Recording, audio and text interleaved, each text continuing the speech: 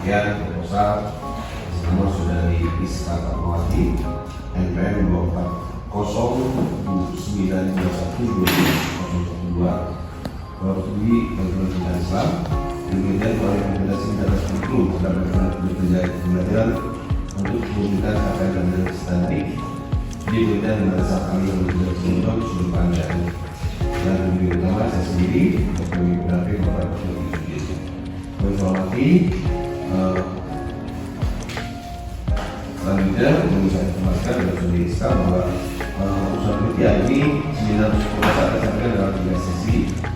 Yang pertama adalah presentasi, yang kedua adalah usul perbaikan. Jadi Anda nanti menyiapkan catatan, tidak perlu kemudian melakukan defense ya, menerima saja semata-mata untuk kelancaran penelitian Anda. Dan kemudian itu kita akan masuk sesi pertama, presentasi. Anda silakan menyampaikan selesai penelitiannya, selanjutnya tidak lebih dari 15 menit. Saya silakan. Izin. Bismillahirrahmanirrahim. Assalamualaikum warahmatullahi wabarakatuh. Innal hamdalillah nahmaduhu wa nasta'inuhu wa nastaghfiruhu wa na'udzu billahi min syururi anfusina wa min sayyiati a'malina may yahdihillahu fala mudilla lahu wa fala hadiya lahu. Asyhadu an la ilaha illallah wa asyhadu anna Muhammadan abduhu wa rasuluh. Amma ba'd. Yang kami hormati Rektor sekaligus pembimbing utama Dr. Insinyur Haji Abdul Syafir Amin MM IPU, yang kami hormati pembimbing pendamping Dr. Insinyur MSI, dan yang kami hormati pemuji pertama Profesor Dr. Haji Indah Sutari ADMS, dan juga pemuji kedua Dr. Naji Hadianto MSI. Sebelumnya mudah-mudahan Bapak di sini semuanya selalu sehat walafiat, dan mudah-mudahan Bapak selalu memberikan kemanfaatan ilmu khususnya bagi mahasiswa di Universitas Garut. Baik, izin untuk memulai. Perkenalkan, saya Iska Fatmawati, mahasiswa Manajemen Pendidikan Islam, dan bila pada kesempatan kali ini saya akan mempresentasikan seminar usulan penelitian dengan judul Pengaruh Implementasi Kebijakan Kurikulum terhadap Manajemen Pembelajaran untuk mewujudkan capaian pembelajaran peserta didik penelitian di Madrasah Aliyah Nurul dan Cibojong Cisurupan Garut. Untuk selanjutnya, adapun isi daripada seminar ini adalah latar belakang perumusan masalah, maksud dan tujuan, manfaat kegunaan penelitian, kerangka pemikiran, hipotesis, metodologi, lokasi dan jadwal penelitian, dan yang terakhir adalah daftar pustaka. Untuk selanjutnya adalah sebelumnya saya akan membacakan sebuah ayat Quran yang bunyinya adalah A'udzu billahi minasyaitonir rajim. Bismillahirrahmanirrahim. Ya ayyuhalladzina amanu idza qila lakum tafassahu fil majalis fafsahu yafsahillahu lakum wa idza qila amshuzu famshuzu yarfa'illahu alladzina amanu minkum walladzina utul ilma darajat wallahu bima ta'maluna khabir. Shadaqallahu adzim. Quran surah Al-Baqarah ayat 11. Dan ini ayat tersebut dengan mencari ilmu atau belajar maka diharapkan manusia menjadi pribadi yang lebih baik. Mudah-mudahan dengan saya berdiri di sini, mudah-mudahan saya bisa menjadi pribadi yang lebih baik. Baik, adapun bahasan yang pertama adalah latar belakang masalah. Di sini saya tampilkan ada latar belakang masalah, permasalahan mengenai implementasi kebijakan kurikulum. Di sini terletak pada dimensi kesiapan pelaksana dan sasaran masih belum optimal. Karena ini apa? Yaitu kepala madrasah dan guru sebagai unsur pelaksana utama dalam proses penyusunan kurikulum tentunya sudah menunjukkan sikap yang positif dan kemauan yang cukup dalam proses penerjemahan peraturan. Namun dalam implementasinya atau dalam implementasi kurikulum ini membutuhkan pendampingan yang konsisten sehingga program tersebut dapat berjalan dengan baik. Untuk selanjutnya, yaitu ini adalah datanya, ini adalah struktur kurikulum yang diimplementasikan di Madrasah Aliyah.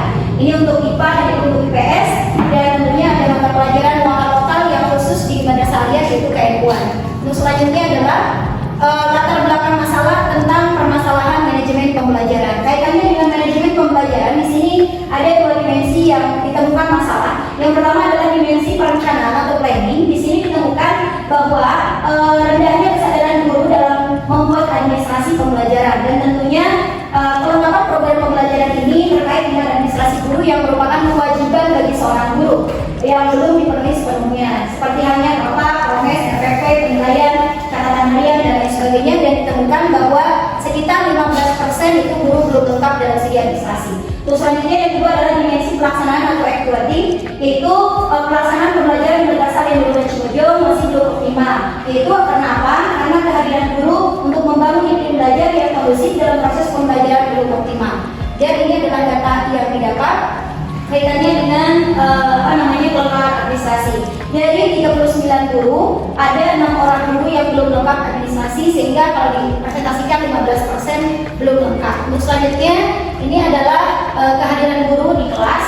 Di sini dari 2020 sampai 2023 ada beberapa guru yang memang khususnya di tahun 2021-2022 90% ada guru yang kehadirannya di bawah 90%. Oke, untuk selanjutnya adalah yang ketiga, permasalahan mengenai capaian pembelajaran peserta didik. Nah, kaitannya dengan masalah ini adalah itu terletak pada dimensi ranah kognitif yang memang dinilai belum optimal. Karena apa? Karena fenomena masalah itu mengenai capaian pembelajaran peserta didik kaitannya dengan PAS atau pemilihan akhir semester kelas 10, 11, dan 12 dari tahun ke tahun itu serta hasil rata-rata ujian pengetahuan per mata pelajaran siswa kelas 12 menurun dari tahun ke tahun seperti itu. Dan ini data yang diperoleh ini 2021 82 83 82 82 81 83 84 85 dan 281, jadi mengalami penurunan.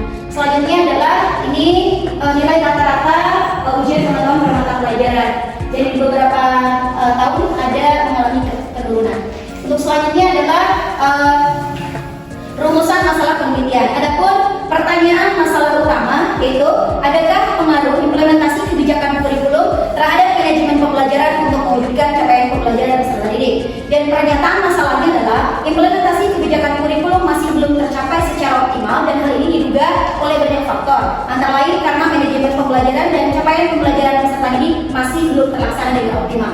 Kemudian ada pun sub-sub pertanyaan masalah. Yang pertama, adakah pengaruh implementasi kebijakan kurikulum terhadap manajemen pembelajaran?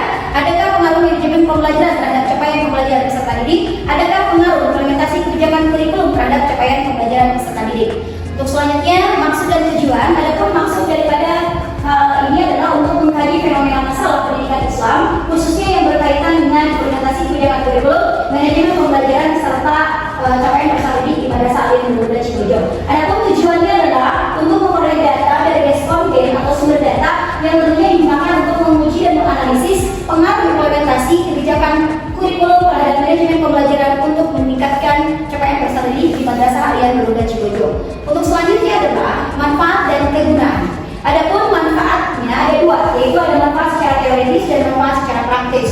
Untuk secara teoritis ini dapat memberikan manfaat terhadap pengembangan konsep-konsep dan teori manajemen pendidikan Islam, khususnya yang kaitannya dengan variabel-variabel tadi. Kemudian manfaat praktis itu dapat memberikan sumbangan atau masukan kepada pemerintah, masyarakat bagi pengembangan atau perbaikan implementasi kebijakan kurikulum di masa yang akan datang sesuai dengan variabel implementasi kurikulum, manajemen pembelajaran, serta capaian peserta didik di Madrasah Aliyah Nurul Cibojo Cisrukan.